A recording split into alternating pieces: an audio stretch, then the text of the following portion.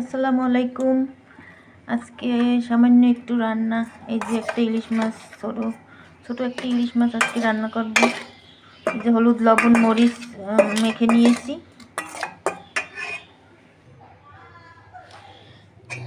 এবার আমি মাছগুলো এক এক করে ভেজে নেব।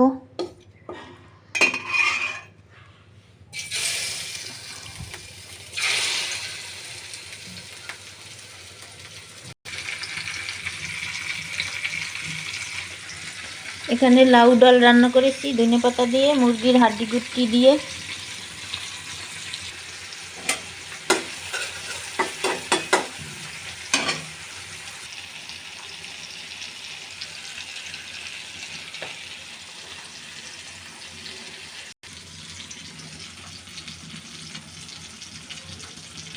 ওই যে মাছের মশলা বুনে নিচ্ছি, আর এপাশে মাছ ভেজে নিচ্ছি।